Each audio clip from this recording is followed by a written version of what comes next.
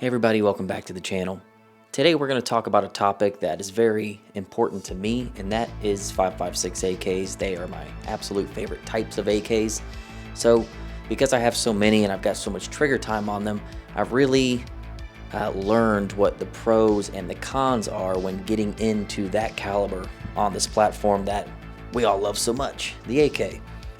The reason for this video, why I think it's topical right now, is because ammo, 5.45 and 7.62 specifically, it's getting a little difficult to find and very expensive. So I'm starting to get a lot of questions about 5.56 AKs, what to look out for, what are the problems with them, what is there to like, do they make sense, why wouldn't you just buy an AR-15 if you're going to shoot that round. We're going to get into all of that today when we talk about the pros and the cons of owning a 5.56 AK. Let's go ahead and get into it. But before we do that, if you want to support the channel in any way, that would be awesome. It is a huge help to us, but here's the thing. We don't do Patreon, and we certainly do not do paid ads for random stuff like razors for your ball sacks. If you want to support us, go to thirdpinthreads.com. There you can find our AK merch. We have t-shirts, we have hats. This is all done in-house. This is all shipped out by us personally. Sometimes we'll throw in some candy, some swag. We really try to hook you guys up because it really does help the channel out more than you know when you pick up these bits of merch from us. And I love seeing this stuff out in person. It's so cool seeing a Third Pin hat or a t-shirt out in the wild. Anyway, that's the best way to support us. Back to the video. First up on the pros is 5.56 AKs are nothing new, so you should rest assured that they have been made by so many countries at this point, sold across the world, and have been adopted with military contracts. Contrary to belief, because you will hear a lot of stigma about 5.56 AKs being like cobbled together, re-barreled, re-chambered 74s. Not necessarily the case. They're widely accepted to be viable options, not just by Americans, but by a lot of other countries. It's not just us buying these things.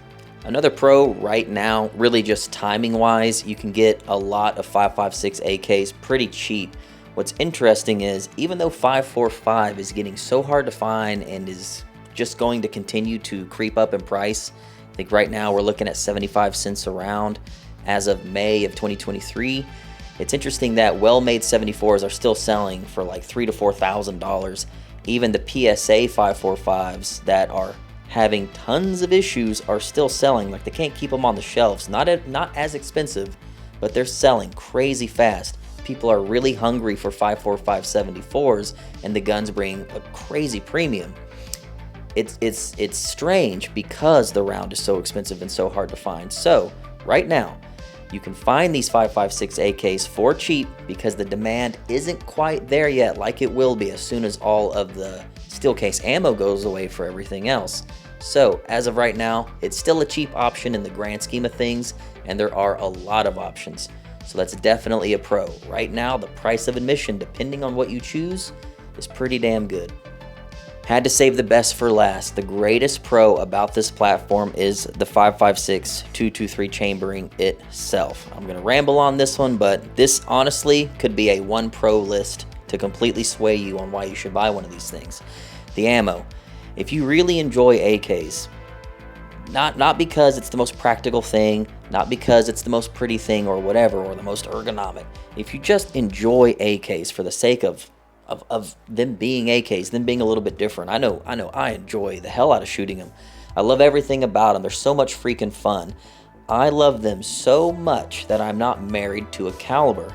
Yes, I do believe that if I could only have a couple of options, I would absolutely love to have 7.62 by 3.9 and 5.45 AKs only. But unfortunately, I'm not made of money, and the writing's on the wall. I'm not going to be able to afford to shoot both of those calibers as much as I shoot. It's just not feasible. There's no way I could afford that.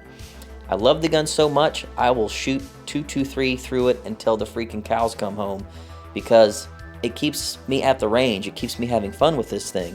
That is a round that will never go away in this country. We may lose the steel case, the cheap steel case 223 that I honestly freaking love. I love that stuff. Even if that goes away, we can still find newly produced brass 223 right now for like 35 cents a round. That's getting slightly cheaper than bottom of the barrel steel case Tula 7.62 by 39.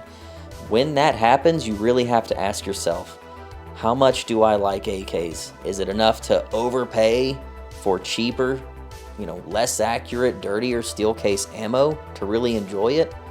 For me, yeah, I'm still gonna do it, but man, it sure feels good buying the cheapest round and shooting it through an AK. That's kind of what AKs are about. That's what made them so interesting to a lot of people years ago. Pretty good gun, ammo was everywhere, and the ammo was definitely cheaper than everything else out there. That's why a lot of people got into AKs from the beginning. 5.56 AKs are going to be that stopgap to get us through these dark times. That is why you should buy one right now. It's the biggest freaking reason. Unfortunately, there still are some cons, so let's go ahead and get into that now. Con number one, all of these 5.56 AK variants from all of these different countries did not standardize. Because these guns are not standardized, no matter where you get it from, whether it's a Finnish Valmet, a Bulgarian 106, a Chinese 84S, or a Romanian SAR 3, or whatever, they all have pretty proprietary magazines, but it's really not the end of the world. This used to be a bigger problem than we think it is right now. Still sucks, and it's one of the things that you'll hear a lot of people say completely stops them from buying it. They say, I don't want to go through the struggle of finding magazines that work. I have several variants of 5.56 AKs. I've had a bunch. I've never had problem finding mags. Some of the mags are expensive, but hell, go buy a 7.62 Bakelite right now. They're $100. I don't know of a single 5.56 AK that brings that much money unless it's something extremely rare. Even the Circle 10 5.56 Bulgarian mags, which are some of the best, and they do work in a lot of different variants, those are still way under $100. So if you save up a little bit of money and you get a half a dozen mags, you got everything you need, and those mags will last a lifetime. We have new options like AC Unity, all of these Polish mags coming in. Something about Polish mags and AC Unity, they seem to fit a lot of different variants. They'll work in the Serbian variants, they'll work in the Bulgarian variants, the Russian variants. 10 years ago, this definitely would have been a better excuse not to buy one. Is it an excuse today? I don't think so. Find the one that you want. I guarantee you, if the gun is sold in this country, they're bringing in mags as well.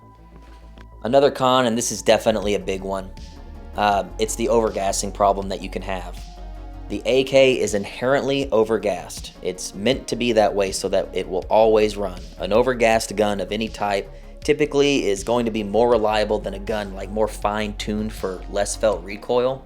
Then you start to run into short stroking problems, especially AKs running underpowered steel case ammo. They gotta be undergassed to run. So the problem you can have is if you pick up a 5.56 AK and you start running some like supercharged brass case through it, like some NATO stuff that's very high powered, you feel it.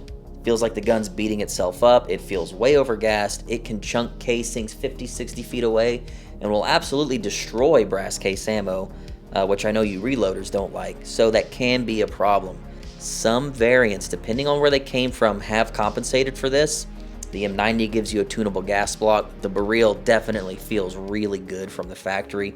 The Bulgarian stuff, not so much. The Russian stuff, not so much.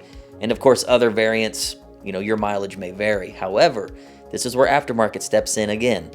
The K&S piston, I'm telling you, I don't care what AK you buy, if it's extremely overgassed, especially 5.56, you have to put a piston in. Don't even think about suppressing a 5.56 AK without tunable gas. Not only do you have an overgas gun, you have a high pressure round, and now you've added a muffler, adding more back pressure. That's going to make the whole process even worse. This definitely is a con. In my opinion, it requires you to spend more money, buy some aftermarket stuff, and fix it. But once you've done that, 5.56 AKs are freaking beautiful to suppress and can have very light recoil, but it's definitely a con that you got to be thinking about.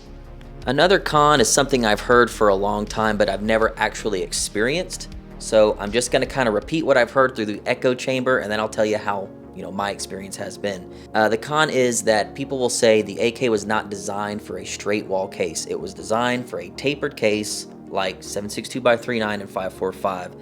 And I'm assuming the issue that people talk about is leading to a stuck case problem, not being able to extract reliably. I can tell you right now today, the only round I've ever had a problem with stuck cases is 5.45. Silver Bear, I get some gnarly stuck cases with my original Bulgarian barrel AK-74, and the 5.45 Ace rifles are notorious for getting stuck cases. In fact, to the point where they're even saying if you can find brass case, run it. They really weren't designed for steel case, even though that's really all you're going to find is steel case 5.45.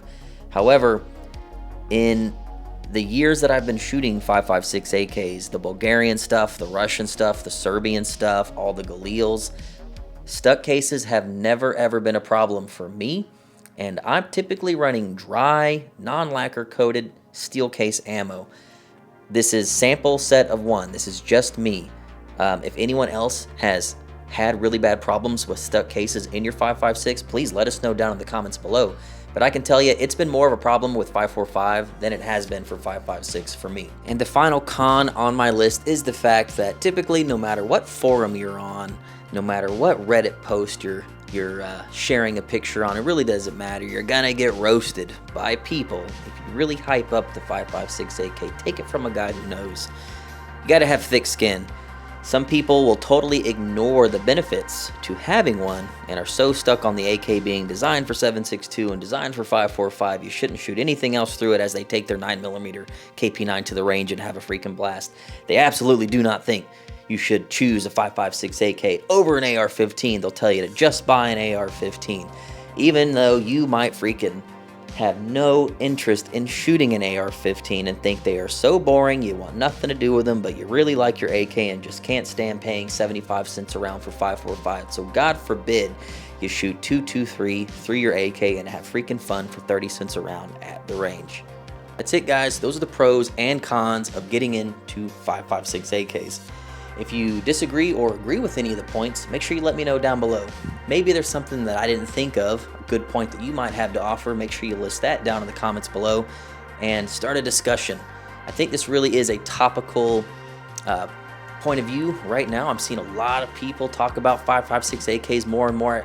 Mainly, I see a lot of people asking if it's a good idea to get into that right now. And hopefully I convinced you that it is. Even though there are some things not to like, there are some difficulties with owning them, there's definitely workarounds. Not a single con in this video that I listed is without a workaround. There's honestly a way to fix any problem that one may have. There are ways to find certain hard to find parts. At least some things that are perceived to be hard to find. All that stuff's available, it honestly is. And at the end of the day, if you really like AKs and you like shooting them compared to, let's say, an AR-15 or any other gun that's commonly chambered in 2.23 or 5.56, if you really just get down on AKs, there's no reason why you should just let everything you have collect dust for the next 2 years when 5.45 and 7.62 either goes away or becomes very expensive. That is the main reason why you should really take a look at one. I think it's worth being able to find some mags that might not be readily available, or maybe trying another mag that might work in your gun. AC Unity is your friend. It's worth buying a K&S Precision piston and turning your gas down a little bit. It's worth it. Once you get it there, bam, you've got a gun that feels and looks just like your beautiful AK-74. Hell, you can even get a Bakelite 74 mag, put a conversion follower in it, and run 5.56. To the naked eye, you're still shooting your 5.45. You can even tell people it's 5.45. You've got the gas turned down, it's shooting nice and smooth and soft. Beautiful. But you're still spending 30 cents a round or less enjoying your AK platform. That's all I have for you today. Thank you so much for watching, and we'll definitely see you next time.